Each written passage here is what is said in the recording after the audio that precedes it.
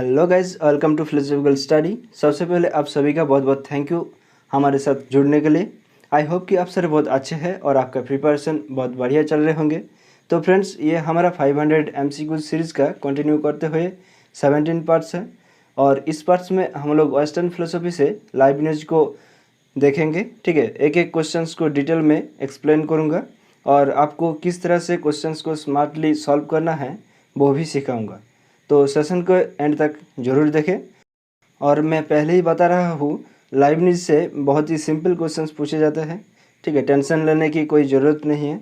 अगर आप लोगों ने थोड़ा सा पढ़ लिया तो लाइबनिज से हर क्वेश्चंस को आप बहुत ही आसानी से सॉल्व कर पाओगे। और मैं तो है ही आप लोगों के साथ, तो डरने की कोई ज़रूरत नहीं है। ठीक है, तो फर्स्ट क्वेश्चन आपके सामने स्क्रीन पे ये रहा। The philosophical phrase identity of indiscriminables is associated with, यानी कि अविवेकी पहचान किससे संबंधित है, ये आप लोगों को बताना होगा। तो ऑप्शन ए लॉक, या फिर ऑप्शन बी लाइबनिज, या फिर ऑप्शन सी डेकार्ट्स, या फिर ऑप्शन डी डेविड ह्यूम। तो फ्रेंड्स, इस क्वेश्चन का जो सही आंसर है वो है ऑप्शन बी लाइबनिज। और आइडेंटिटी ऑफ इनडिस्क्रिमिनेबल्स क्या है अकॉर्डिंग टू लाइबनिज, वो भी हम लोग देखेंगे। तो देखो यहाँ पर, the identity of indiscriminables is an ontological principles. ठीक है, ये एक ऑन्टोलॉजिकल प्रिंसिपल है जो बताता है कि there can not be separate objects और entities that have all their properties in common. मतलब ऐसी अलग अलग वस्तुएं या संस्थाएं नहीं हो सकती जिनमें उनकी सभी गुण समान हो। Right, a form of the principle is attributed to the German philosopher Gottfried William Leibniz. Right, ये जो द आइडेंटिटी ऑफ इनडिस्क्रिमिनेबल्स, ठीक है, जो प्रिंसिपल है ये दिया था German philosopher Gottfried William Leibniz. Right, I hope कि ये क्वेश्चन आपको अच्छे से समझ में आ गया होगा और द आइडेंटिटी ऑफ इनडिस्क्रिमिनेबल क्या है ये भी आप लोगों को समझ में आ गया होगा। अब नेक्स्ट क्वेश्चन देखो, who among the following upholds the law of sufficient reason. निम्नलिखित में से कौन पर्याप्त कारण के नियम का समर्थन करता है। ऑप्शन ए लॉक, या फिर ऑप्शन बी लाइबनिज, या फिर ऑप्शन सी स्पिनोजा, या फिर ऑप्शन डी कांट। तो friends, law of sufficient reason ये जो थ्योरी है वो दिया था ऑप्शन बी लाइबनिज ने। और लॉ ऑफ सफिशिएंट रीजन क्या है वो देखो यहाँ पर। तो friends, law of sufficient reason the proposition introduced by Gottfried William Leibniz. Right, और जो लॉ ऑफ सफिशिएंट रीजन है वो क्या बोलता है कि if something exist it is necessarily the case that there is sufficient reason for its existence. मतलब अगर कुछ मौजूद है तो ज़रूरी है कि उसके अस्तित्व के लिए पर्याप्त कारण हो। Right, the principles implies an inherent rational for the universe, और it is complemented by Leibniz law of insufficient reason. तो इनसफिशिएंट रीजन क्या है, जो सफिशिएंट रीजन है उसका ऑपोजिट है।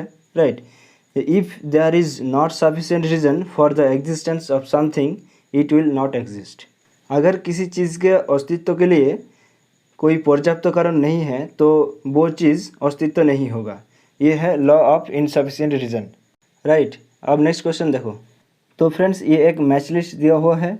ठीक है, तो लिस्ट 1 में है फिलोसोफर्स का नाम और लिस्ट 2 में है फिलोसॉफिकल पोजीशन। राइट, तो लिस्ट 1 में है प्लेटो, लाइबनिज, लॉक एंड बार्कले। तो ये आप लोगों को मैच करना होगा लिस्ट 2 में। तो देखो, जो ऑप्शन ए प्लेटो है, तो प्लेटो कौन सा ओपिनियन दिया था, जो नॉलेज है वो डेवलप करता है ओपिनियन के through. Right, understanding and direct institution. तो ए को 4 से मिला दो, तो देखो एक ही ऑप्शन है, वो है ऑप्शन 2। तो ये हमारा सही आंसर हो जाएगा। और जो लाइबनिज है वो कौन सा ओपिनियन दिया था, वो प्री एस्टेब्लिश्ड हार्मोनी को दिया था। राइट, ये जो कीवर्ड है प्री एस्टेब्लिश्ड हार्मोनी, ये आप लोगों को याद रखना होगा। तो देखो, there is a pre established harmony of the mental and the physical in all phenomena. और जो लॉक है वो कौन सा ओपिनियन दिया था कि there are no universal ideas independent of experience. Right, और जो बार्कले है वो कौन सा दिया था, reality consist in percievers and their perceptions. तो ऑप्शन 2 हमारा सही आंसर हो जाएगा। अब नेक्स्ट क्वेश्चन देखो, given below are two statements, one is labelled as assertion and the other as reason. तो ये एक एसर्शन रीजनिंग वाला क्वेश्चन है। तो एसर्शन में क्या बोल रहे हैं कि जो मोनाड है वो विंडोलेस है, राइट, ये तो सही है। और रीजन क्या है, there is pre established harmony एवं मोनाड्स, ठीक है। तो मोनाड्स के बीच पूर्व स्थापित सामंजस्य है, ये भी सही है। तो आप देखो इसके साथ कोई रिलेशन है या फिर नहीं है। तो monads are windowless because there is pre established harmony among monads. तो फ्रेंड्स इसके साथ कोई संबंध नहीं बन रहा है, राइट। ये बोल रहा है कि जो मोनाड खिड़की रहित है क्योंकि मोनाड के बीच पूर्व स्थापित सामंजस्य है। तो इसके साथ कोई संबंध नहीं बन रहा है। तो ये दोनों अपने अपने ट्रू है, राइट। तो ऑप्शन बी हमारा सही आंसर हो जाएगा। Both A and R true and R is not the correct explanation of A. अब नेक्स्ट क्वेश्चन देखो, Leibniz proves the existence of God by, ठीक है, लाइबनिज ने ईश्वर के अस्तित्व को किसके द्वारा सिद्ध किया। Option A law of identity, या फिर option B law of sufficient reason, या फिर option C law of excluded middle, या फिर option D law of contradiction. तो फ्रेंड्स इस क्वेश्चन का जो सही आंसर है वो है option B law of sufficient reason, ठीक है। और जो बाकी 3 ऑप्शंस है, law of identity, law of excluded middle and law of contradiction, ये सारे जो लॉज ऑफ थॉट है ना, 3 लॉज ऑफ थॉट एरिस्टोटल ने दिया था। देखो यहाँ पर तो 3 लॉज ऑफ थॉट जो एरिस्टोटल ने दिया था, तो कौन कौन सा था देखो। लॉ ऑफ आइडेंटिटी वो क्या है, an object is what it is. For example A is A, right, Ram is Ram.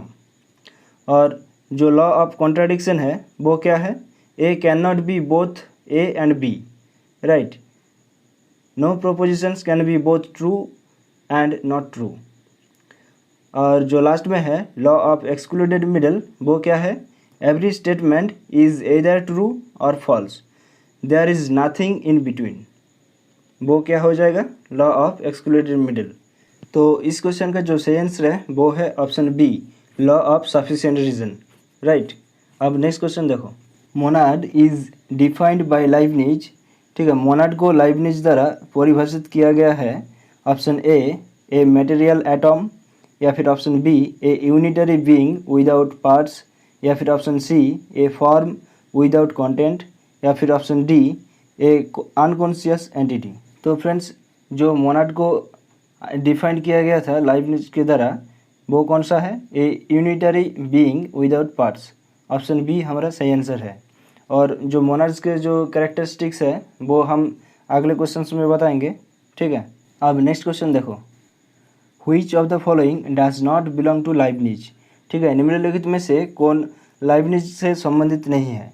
तो ऑप्शन ए मोनाडोलॉजी, ये क्या है, ये लाइबनिज के द्वारा लिखा गया था जो ग्रंथ था वो है। और option B pre established harmony, ये भी लाइबनिज नहीं दिया है। और आइडेंटिटी ऑफ इनडिस्क्रिमिनेबल्स, ये भी हमने फर्स्ट क्वेश्चन में किया है, राइट। और जो ऑप्शन डी में है सिटी ऑफ रीजन, वो क्या है, वो लाइबनिज की तरह नहीं दिया गया था। द सिटी ऑफ रीजन ये एक ग्रंथ है जो दिया था सैमुअल एच बीर ने, राइट। तो यहाँ पर जो द सिटी ऑफ रीजन है वो बुक का एक पिक्चर देख लो यहाँ पर। और लाइबनिज के अकॉर्डिंग जो प्री एस्टैब्लिश्ड हार्मोनी है वो क्या है, देखो यहाँ पर। Leibniz theory of pre established harmony is a philosophical theory about causation under which every substance affects only itself, but all the substances, both bodies and minds, ठीक है, in the world nevertheless seems to causally interact with each other because they have been programmed by God। Leibniz के according जो pre established harmony दिया गया था वो किसके ऊपर था, वो कॉजेशन के ऊपर था, राइट। और कॉजेशन किसके अंडर आता है, जो सब्सटेंस है उसके अंदर रहता है। और जो प्री एस्टैब्लिश्ड हार्मोनी का जो सोर्स है वो क्या है, गॉड है, राइट। और देखो यहाँ पर Leibniz term of this substance was monads, ठीक है, लाइबनिज जो सब्सटेंस है वो यहाँ पर बोला है उसको मोनाड्स नाम दिया गया है। जो उन्होंने डिस्क्राइब किया उसको जो पॉपुलर ग्रंथ था, ठीक है, वो कौन सा था, मोनाडोलॉजी, राइट। ये आप लोगों को ध्यान में रखना होगा। और मोनाड्स को उन्होंने डिस्क्राइब किया एज विंडोलेस। उम्मीद करता हूँ ये आपको अच्छे से समझ में आ गया होगा। अब नेक्स्ट क्वेश्चन देखो, मोनाड्स अकॉर्डिंग टू लाइबनिज आर, तो लाइबनिज के अकॉर्डिंग मोनाड क्या है? ऑप्शन ए सॉलिड, या फिर लिक्विड, या फिर ट्रांसपेरेंट, या फिर विंडोलेस। तो फ्रेंड्स इस क्वेश्चन का जो सही आंसर है वो है ऑप्शन डी, विंडोलेस। हम लोगों ने अभी अभी पढ़ा है ना, जो लाइबनिज है उन्होंने उसका जो ग्रंथ था फेमस वर्क मोनाडोलॉजी, वहाँ पर मोनाड्स को क्या बोला है? As विंडोलेस, right. मोनाड्स के और भी कैरेक्टरिस्टिक्स है, ठीक है, तो वो यहाँ पर हम लोग पढ़ेंगे। तो देखो, according to Leibniz monads are the ultimate substance and spiritual atoms, right.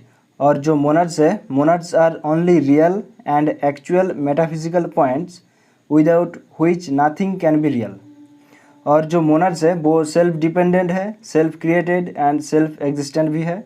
और monads are infinite, simple and undistributed force. और लाइबनिज के अकॉर्डिंग, ठीक है, ये जो पूरा ब्रह्मांड है, ये जो होल यूनिवर्स है, इसको मोनाड्स के द्वारा, ठीक है, ऑर्डरली अरेंज किया गया है। और मोनाड्स क्या है? Monads are eternal in the sense that they are timeless, they are infinitely small and infinite in number. Monads बहुत ही छोटा होता है, राइट, और वो काउंटलेस होता है। और जो लास्ट में है, मोनाड्स आर विंडोलेस, राइट। इसको अच्छे से कॉपी पे नोट बनाना है आप लोगों को, ठीक है। अब नेक्स्ट क्वेश्चन देखो, the hierarchy of existence is topped according to Leibniz by, ठीक है, लाइबनिज के अनुसार अस्तित्व का पदानुक्रम सबसे ऊपर है। ऑप्शन ए मोनाड्स, या फिर ऑप्शन बी गॉड, या फिर ऑप्शन सी स्लीपिंग मोनाड्स, या फिर ऑप्शन डी विंडोलेस मोनाड्स। तो फ्रेंड्स अस्तित्व का पदानुक्रम सबसे ऊपर है, वो है option B God, right. Leibniz ने ही ईश्वर को सबसे ऊपर स्थान दिया है अस्तित्व के बेस में, राइट।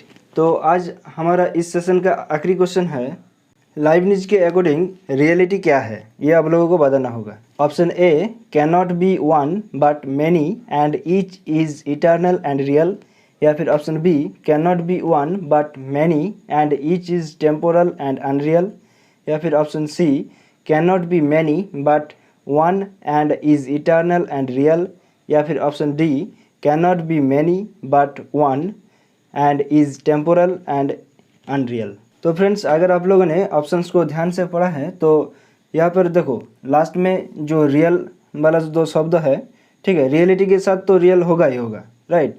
तो देखो यहाँ पर अनरियल तो डिलीट हो जाएगा, तो बी और डी ये दोनों ऑप्शन डिलीट हो जाएगा। अब हम लोगों को देखना पड़ेगा कि जो ऑप्शन ए है या फिर ऑप्शन सी। तो अकॉर्डिंग टू लाइबनिज, ठीक है, लाइबनिज के अनुसार जो रियलिटी है वो एक नहीं है बल्कि अनेक है, and each is eternal and real. तो इस क्वेश्चन का जो सही आंसर है वो है option A. So this is all about Leibniz philosophy. इस सेशन को ज़्यादा से ज़्यादा अपने दोस्तों के साथ जरूर शेयर करिए। उम्मीद करता हूँ इस छोटा सा सेशन में आप लोगों ने बहुत कुछ सीखा होगा, बहुत कुछ जाना होगा। मिलते हैं अगले सेशन में, तब तक के लिए हंसते रहे, मुस्कुराते रहे और चित्त को शांत रखकर अपने प्रिपरेशन को आगे लेकर चले। Thank you, bye bye, take care, ध्यान रखिएगा।